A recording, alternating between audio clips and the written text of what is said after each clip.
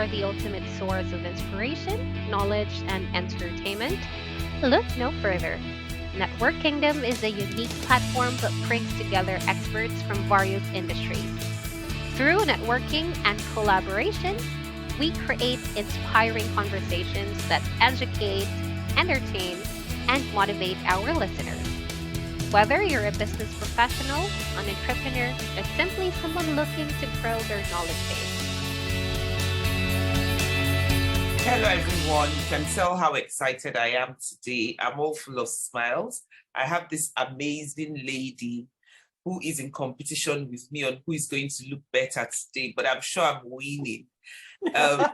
None other than Mitzi. I'm going to let her introduce herself, but I'm setting her up because I know there's certain things she's not going to mention, and trust me to mention it before we're done. Hi, Mitzi. Thank you so much for having me on the show. Thank you. What an absolute joy to be with you and to be with your audience. Yay. And to introduce myself, my current claim for fame is I've written a book that may be familiar to to your audience, because you've had Mark Victor Hansen, co-author of the Chicken Soup for the Soul series. You've had him on your show. And Yes. To my absolute undying joy, this book has won 9 national awards in the United States. 9. 9? Yeah, I mean, it's It's not up to 2 years yet, is it? It's been out, less than a year. Less than a year, yeah, I thought so too. Yeah, and, Wow. and the big thing about it is people who know Chicken Soup for the Soul, yeah, it's inspirational, it's life-changing. Yes. But Mark himself is inspirational and life-changing. He is.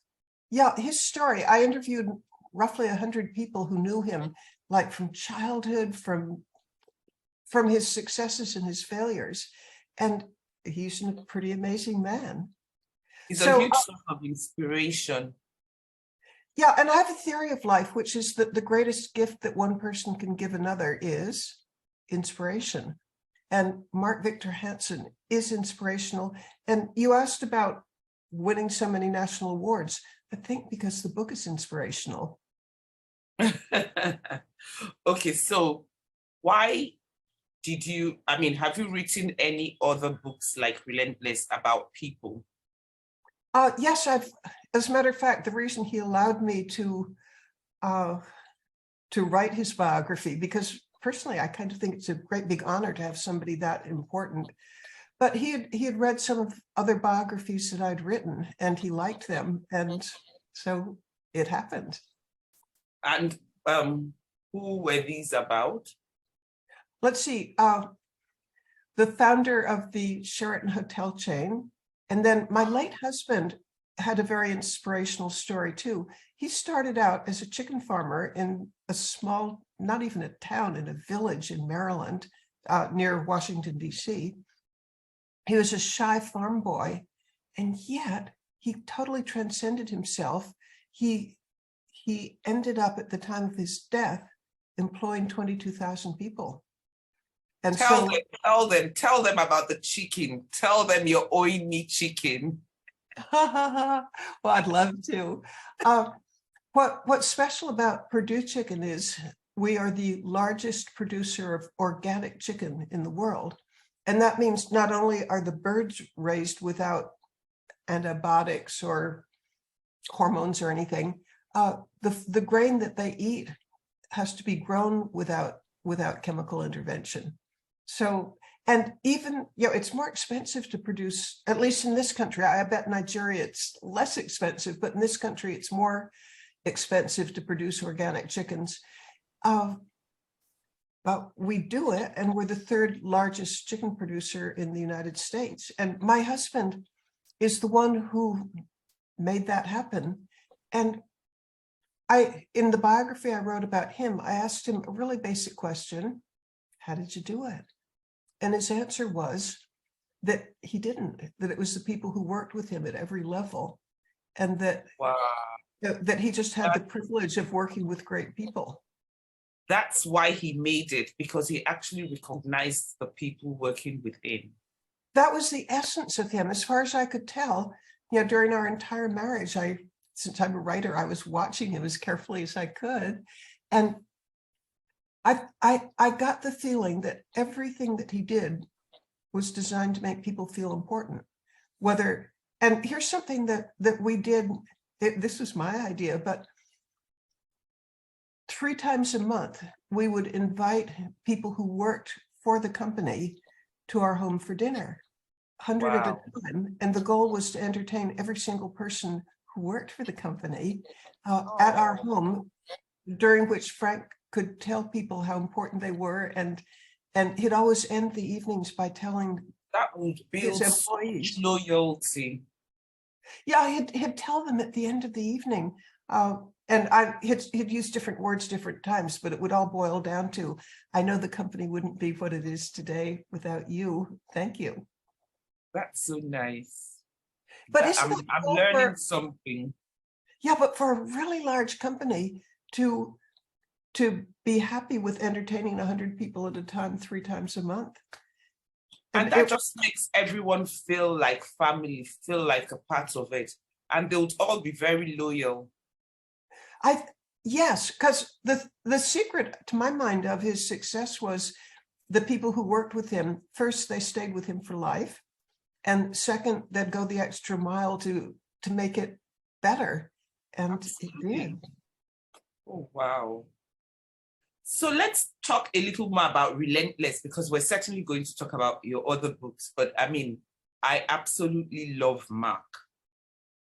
So, I mean, without bias, how difficult or how easy was it to put it together? Well, frankly, it was kind of easy to put together because I'm 81 years old and I've been a writer all my life, and this is what I do. So I would say this is the easiest book that I've ever written. And here's an element of the easiness of it. I interviewed people who knew him, since he was a baby. And the way I'd put it together was I'd interview the people. By the time I had more than 100, I'd just tell their stories. I'd weave them together, and it was chronological. What was he like as a kid? What was he like as a teenager?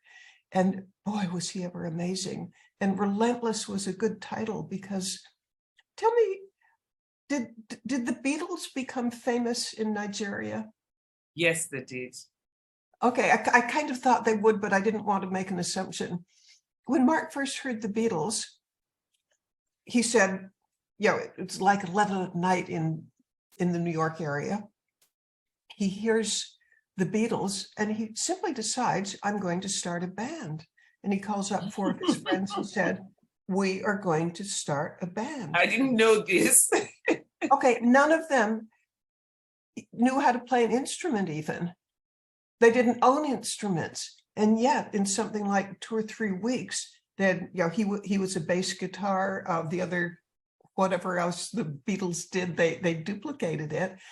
And pretty soon, at a time when his father was earning, and I think we're talking maybe 1960s, late 1960s, when his father was earning $5,000 a year, they ended up being so good and having so many engagements that they could earn $5,000 a night. Wow. But who has the vision and the follow through to think, oh, I'm going to start a band. I'm going to talk my friends into it. We're going to practice. We're going to learn. And then we're going to sell ourselves to, to whoever hires bands. And for a couple of years, they were making just unthinkable amounts of money. Wow. But I mean, that just means he's always been a go-getter. Yeah, I mean, that I don't know how you get more go-getter than to just to have the vision. But that's one of the messages of the book, which is, think big, dare. And his view was, first of all, it's very, very important to think big. But the second part is you've got to execute. It's not going to drop in your lap. Absolutely. And so, he and his friends would be, practicing 4 or 5 hours a day and still attending school and still getting good grades. Wow. Wow. So, when I was looking at the books you had written, you know, I saw something that struck me, and I think it's from the Perdue Chicken experience, how to make your family business last. That's a book that I wrote. It's a series of 3. And I got into that. And again, I wonder how much culturally this jumps from one continent to another, but I kind of would guess that it does. My own experience of life is your greatest joy and your greatest misery are going to come from your close, intimate relations, probably your family. And so many people screw it up. And can I share with you how I got interested in it to begin with? I would love to hear that. Thank you. Somewhere around, gosh, I guess it's getting towards 20 years ago, I was living in New York City, and I was a member of a group called the Famous Last Names Club. And everybody What? there, Famous Last Names Club. Okay.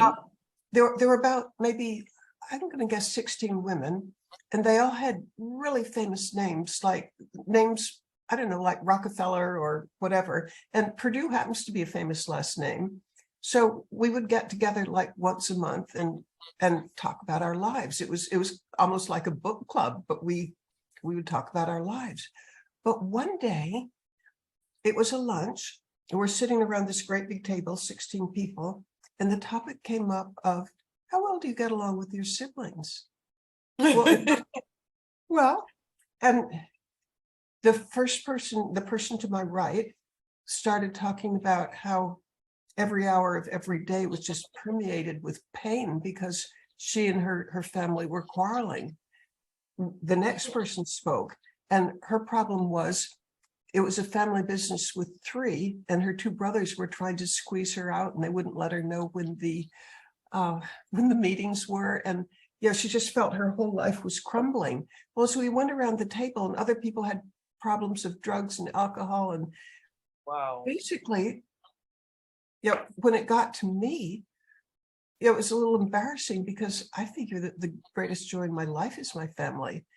And so it was really embarrassing. I didn't want to just sit there and tell everybody, hey, my life is great. So I didn't. I just went mumble, mumble, mumble, mumble, and didn't really express what I thought. Bad Mitzi, but that's how it happened.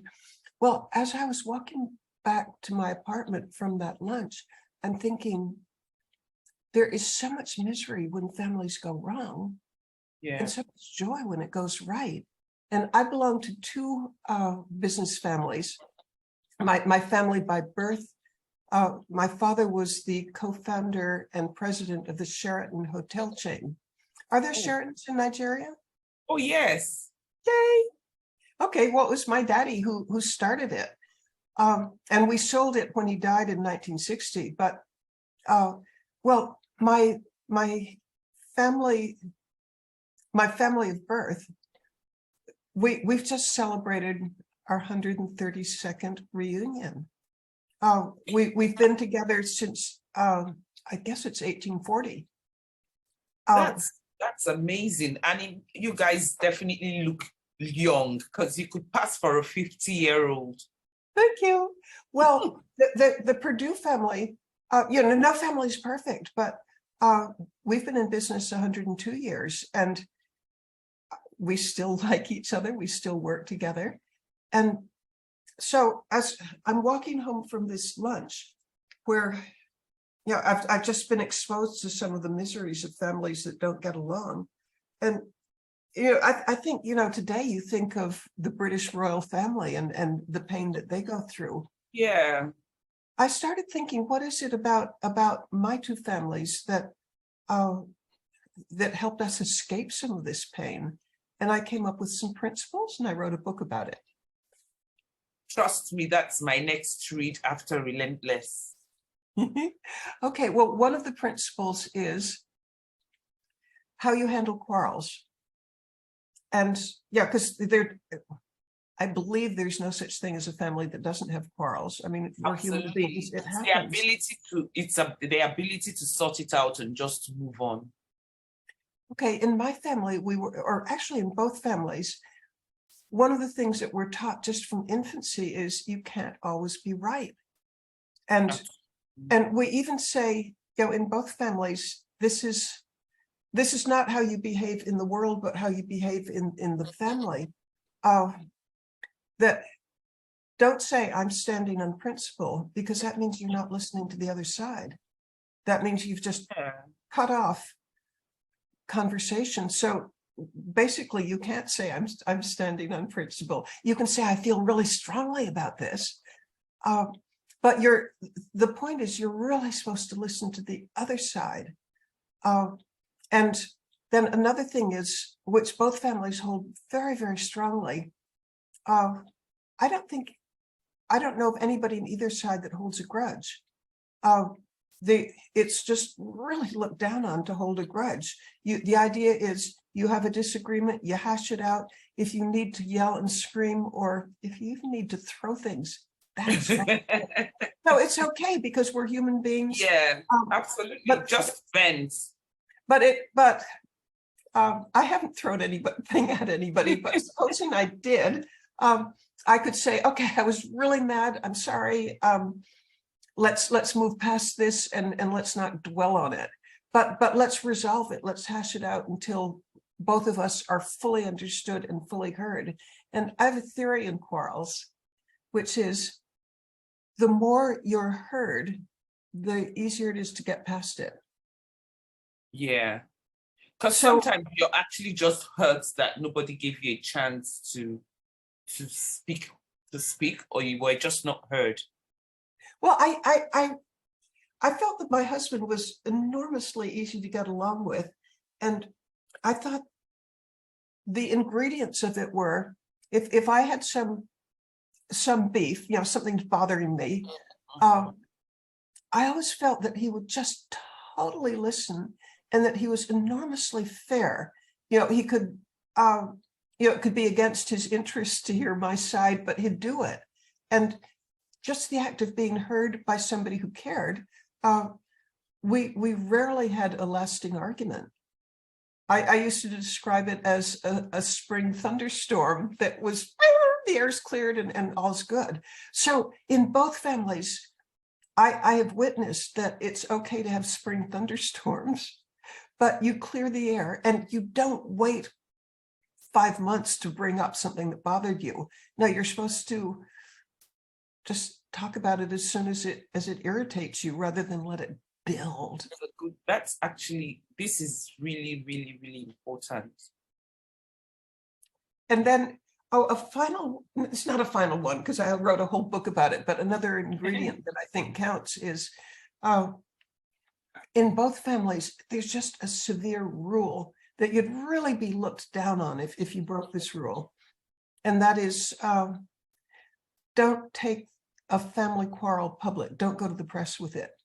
Because when you do, here's what I know.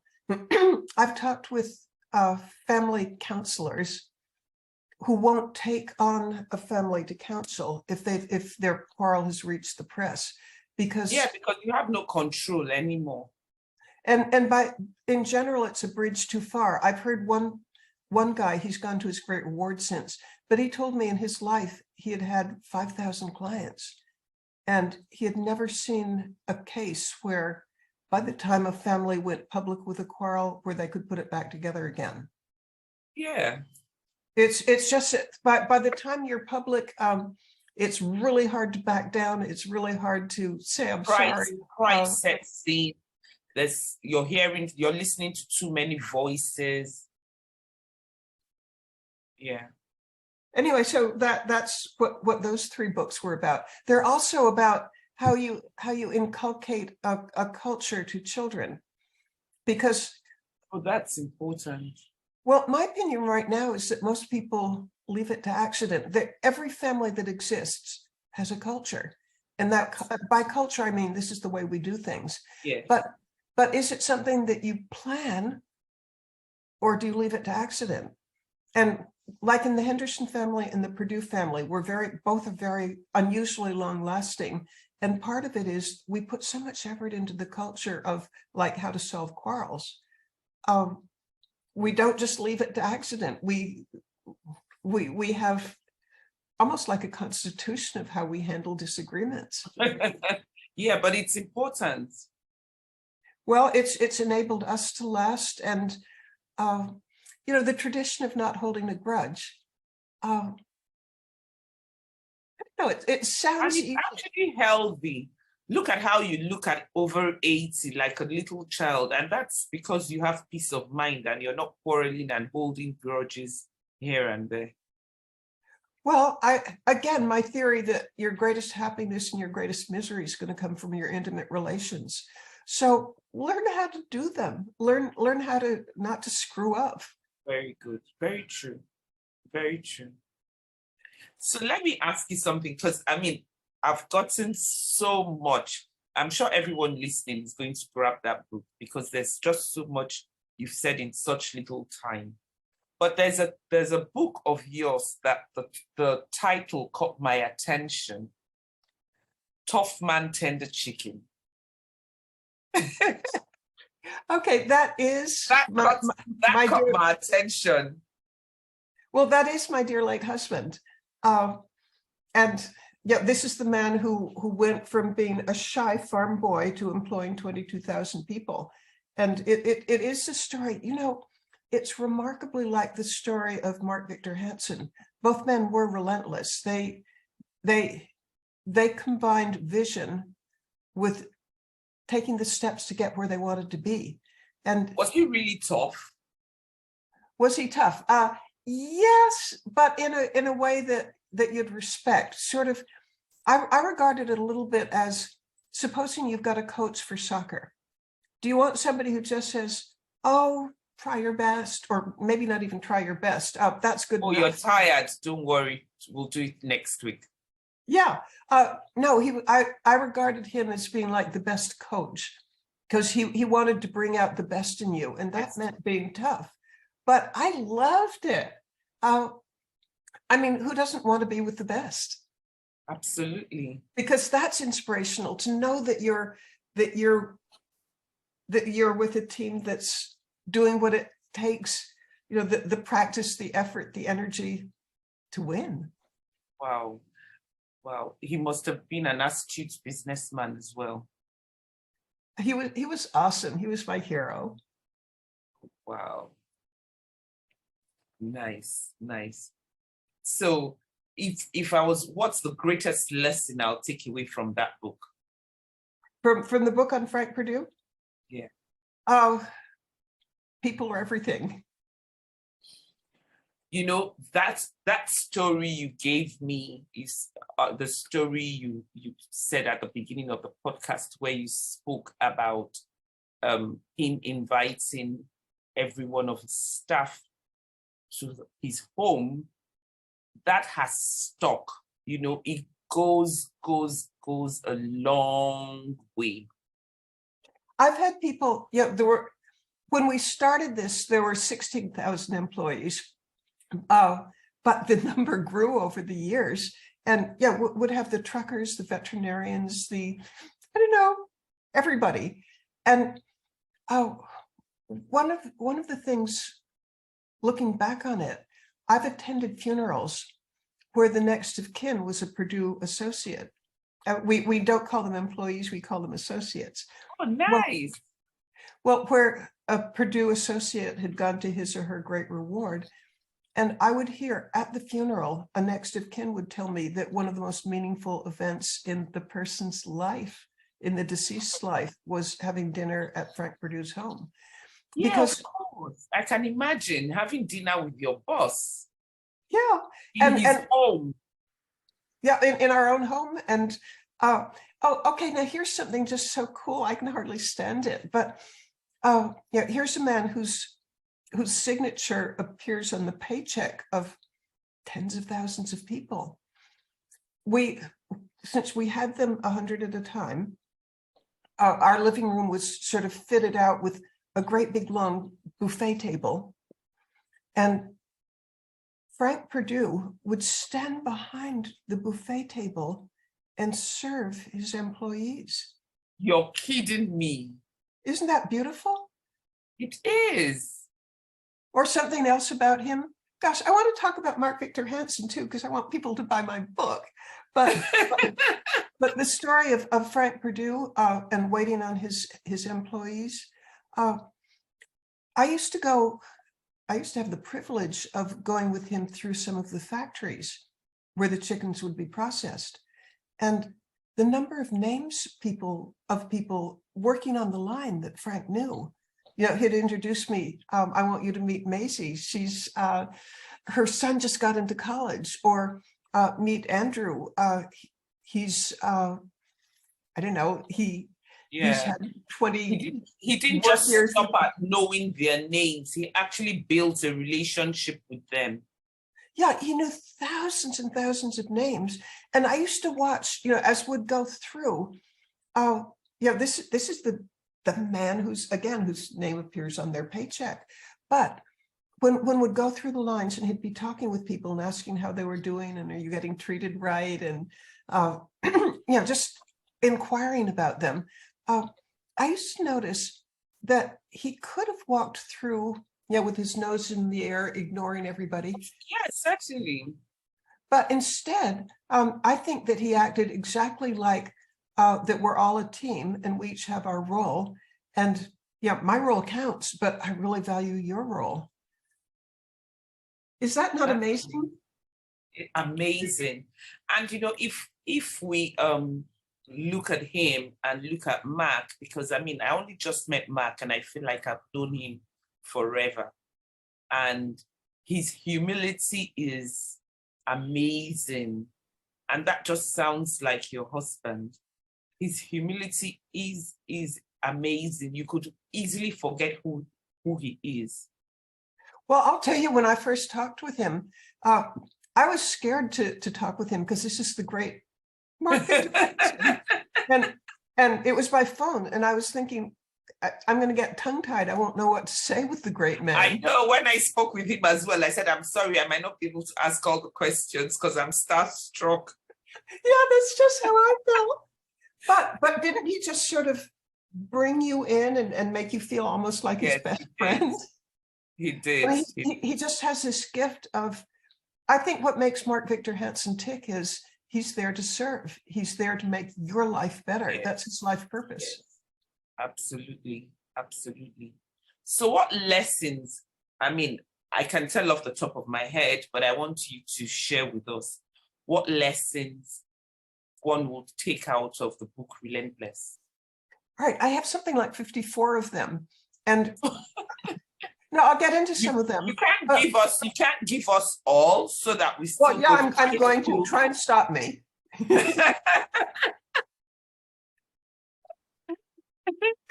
Oh gosh, I love it when we can laugh. Isn't that the best? Oh yes.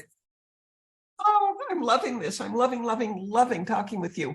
But to answer your question, yes. The book, each chapter, at the end of each chapter, there's lessons from what he learned.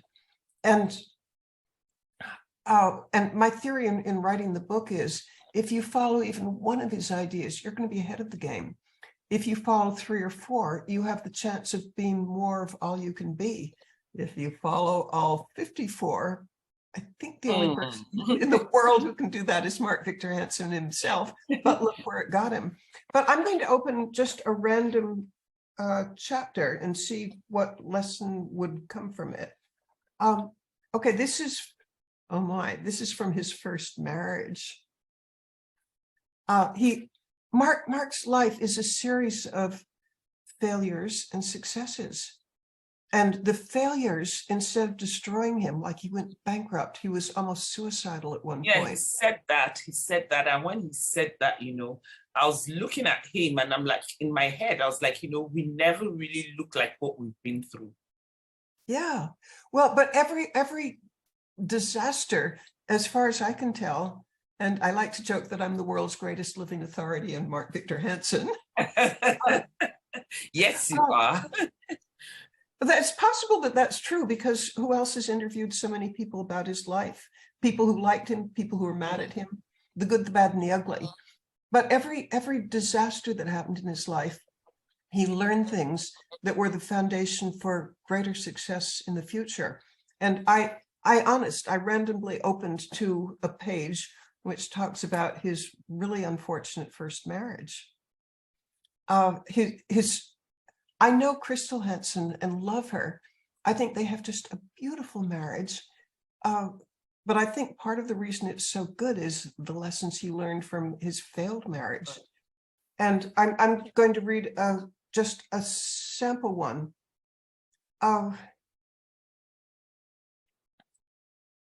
If you or your partner is getting major accolades and the other is just behind the scenes, working hard, but getting very little of the adulation and acclaim, come to an understanding of how to handle this. One way would be be sure to share with the world that the two of you are a partnership and that you recognize and value his or her contribution. Now, this doesn't, very important. Yeah, it doesn't apply to everybody, but if you're a husband and wife and one of you's getting all the attention, the other's behind the scene working like crazy. And in the case of Mark Victor Hansen, he was becoming world famous. He could make $250,000 for 3 speeches. I mean, that's pretty good. It was his name on the books. It was while his wife was behind the scenes, getting the engagements, keeping the books, just keeping the whole ship together. And she resented this to the sky and back. And Mark, looking back on it, Mark thinks, this marriage failed in part because I didn't share kind of the glory with my partner. He probably didn't notice. Yeah, I mean, he didn't know any better. You just fall into a routine. Yeah. But again, this is something that he learned from it. Yeah. Shall I share another random one? Yes, please. I'm waiting. I'm all ears. Okay, let's see. This one is Mark Victor Hansen was a huge believer in tithing, giving back 10%. Yeah. Every one of his 500 million books, the money that he got from them, 10%. I believe in that as well. Okay, so this was a chapter in tithing, and what did he learn from it? It's more than okay to make money, but giving away substantial parts of it is an inspiration to others and agrees with the scriptural guidance about letting your light shine so as to glorify your Creator. Learn to earn so that you can give benefits to everyone. Philanthropy is a powerful bond to grow a friendship. A bond between 2 minds is a great thing. A bond between 2 hearts is even greater. Wow. No, this man is so wise and so good and so impactful that there's just an infinity to learn from him. Wow. That's so good. I can't wait to read it. I'm almost done with his book, Ask. Actually, I'm on fire to share another one of the learnings from Mark. His book, the first one, Chicken Soup for the Soul. Yes. It was turned down 143 times. 143. Well, I knew it was turned down, but I didn't know it was that for that. I mean, 143. Yeah, it was. I mean, that's part of the relentlessness. But wouldn't anybody else give up before you got to 143? I would give up. All right, he told me some of his secrets for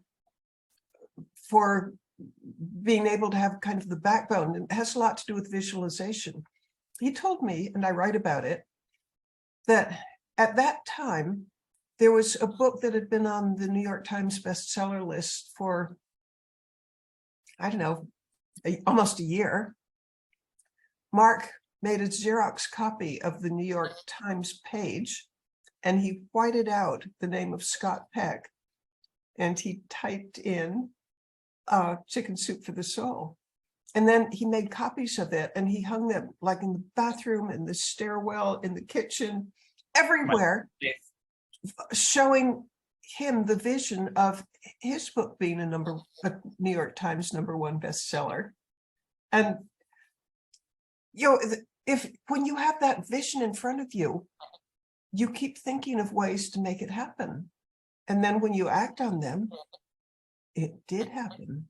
I mean, isn't that amazing that the connection between creating a really big, solid vision that you look at all the time, and then as you look at it, you think, well, okay, that's what I want. How do I get there? And it's funny you say it, and it sounds it sounds simple. And as a coach, this is something that I coach people on. Even though I coach people on it, I really haven't seen or heard it in action like I am now. Do you know what? I think my own life is a little bit like that, because I wanted to be a writer. And what did you do? Tell me about it. That's actually my next question, because I want to know your journey into writing and how you got here. All right, I was a reader as a child. It was just the most wonderful thing to be able to, I don't know, read about the lives of people in the past, and that, I sitting in a little desk somewhere in Lincoln, Massachusetts, a small state in the United States.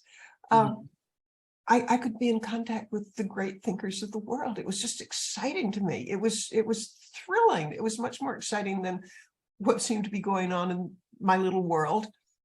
And so I thought, gee, wouldn't it be neat to do this thing? And so I did have a vision of being a writer. And I actually, from about age 12 on, I've kept a diary. And the reason for the diary, partly it's kind of interesting to look back on, but the biggest reason I did it is I thought, the more I write, the more I'll get fluid at it. And it's sort of like, I'm not a piano player, although I did take lessons for a year, but you have all these exercises that you do to get good at it. And I thought that that just writing every day would help me become ever more fluid, make the words flow, make the constructions and the logic. I just thought doing it would be the way to learn it. Nice. So at age 81, I have finally created a book that's won 9 national awards. And another lesson that I take from that is it's never really too late. I was in a summit. I was a speaker in a summit. I wish I had done this interview before then. I would have used it as an example. I was in a summit for women who have retired or maybe from age 50 upwards, and they feel like they can't go into business or they can't do whatever it is they wanted to do. They feel it's too late to start or too late to achieve anything, and they just feel a lot of fear and limiting beliefs. But look at you, at 81, you still made it happen. I mean, all hope is not lost. I was telling someone. I want to share something else with you. Okay. At age 75, I decided I wanted to be a public speaker. I mean, I always liked words, I liked writing. So I took a year-long course in the United States, the National Speakers Association. I was double the age of the oldest person in the class. That is amazing. And actually, it has kind of amazed me because, at first, I can tell you I absolutely sucked. But if you keep doing it, and my approach to learning it is, do you have service clubs in Nigeria, like, for example, Rotary or? Yes, we have Rotary Club, we have Lions, we do. We have Yeah, I think you're the seventh most populous country in the world. So you would have absolutely everything. Yeah. I want to come visit you sometime and see your beautiful country. Come with some Okay, chicken. so my guess was right that you would have service clubs and that this story would count. I made it my business to get myself invited to speak at service clubs, just as many as I possibly could. And again, the more I did, I think the more the practice makes better. Absolutely. And so before COVID, I was invited to speak in Asia, South America, Nice. Europe. I mean, I was a global speaker, yay! But beginning at age 75, and what I'm up to right now. Now here's something that I hope Nigeria doesn't have. What's that? Landmines. No, we don't. Thank God. But I've gotten, but then there's something that you do have that I wish you didn't have. And that's human trafficking. Yeah. Okay, I wanted to spend the rest of my life combating. I mean, not that I can do that much, but why not do what you can? I mean, lending your voice to it is more than enough. Yeah, well, for ending, nobody can end landmines, but they're catastrophic because, like, take Ukraine right now. It's the most mined country in the whole world, and the awfulness of it is that with landmines, they're going to last 10, 20 years unless they're removed. And anyway, the idea of losing a child to having their foot blown off by a landmine in a playground. So I want to do something. I've raised money for that, and awesome. And I've written articles about it. Awesome. And in the case of human trafficking, Frank gave me an engagement ring. It's from it was a very large, perfect emerald, and I sold it at auction for $1.2 million. Wow. And every penny of that's going to combating human trafficking. Awesome, awesome, awesome. Awesome. That's amazing. You know, I'm not going to end this podcast without you giving me the secret to your youthfulness, and not just youthfulness in terms of beauty, but you have a youthful mind. That's the only reason why you would get up at 70-something and decide to become a speaker. And it's something, write this amazing book that you've just written. What's the secret behind it? I feel that for me, the purpose of life is to serve. That's what makes me happy. That's what I want to do with my life. And it seems to me that to serve, you have to do the things that keep you energized, like eating right, sleeping, exercising, hanging out with upbeat people. And so I guess I put a fair amount of effort into trying to maintain the ability to serve. So I'll give you too much information. No. I'm enjoying every minute of it, and I'm sure that the listeners are. But every morning I start out with a cold shower. I don't turn the heat on. My shower is. You're kidding me. And as I do that, I tell myself, do you want a life of comfort or a life of vibrancy? Oh my goodness, Nigeria is hot, and I certainly would not go in a cold shower. Well, I'm not asking anybody else to, but it How do you do it? Oh, it's awful. But you know, I figure that the woman in me is vain. So looking at you, don't be surprised I'm going to start trying it because I want to be like Mitzi. Well, no, it's a little bit of being stoic that you often have a choice between comfort and vibrancy. Absolutely. I mean, it's and like that when we as shower. women put on heels this high. Of course. Awesome. That's one lesson. And another one is do the hard thing, because the easy thing everybody else is doing. Yeah, that makes sense. And but my motivation for the cold showers and doing the hard things, the discipline is, well, I have a motto, which is success is measured not by what you can get, but by what you can give. So I want to develop the health, the energy, so that I can give more. Very true. And this book, by the way, all the royalties of it are going to support for humanitarian assistance in Ukraine, but particularly human trafficking, because everybody talks about the war, but the human traffickers just converge on the women who are displaced. I've read that 450,000 Ukrainian women have been simply caught by the traffickers, because when you don't know where you don't know where you're going to stay, and you don't know where you're going to eat, and this kindly looking man comes up to you and says, "Oh, I can help," and then you're never heard from again.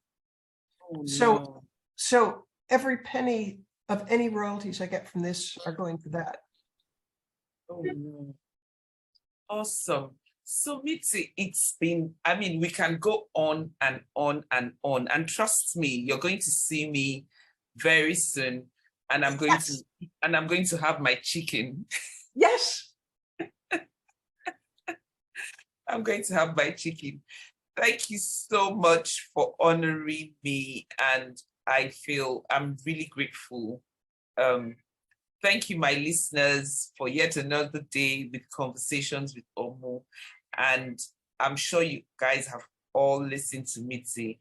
I'm reading Relentless next. And by the time you're watching the next episode, I would have finished reading Relentless. And trust me, there's another one that I'm going to read, and that's Tough Man, Tender Chicken, because I want to pick up the business lessons. Thank you so much, Mitzi. See you very soon. Well, for me, it's been pure joy. Thank you for just a wonderful And we're expecting time. you in Nigeria. All right, a deal. Okay then. Thanks. See you guys. I'm out. You've been listening to Network Kingdom with Omo Obulor. Remember, if you cannot see where you're going, ask someone who has been there before.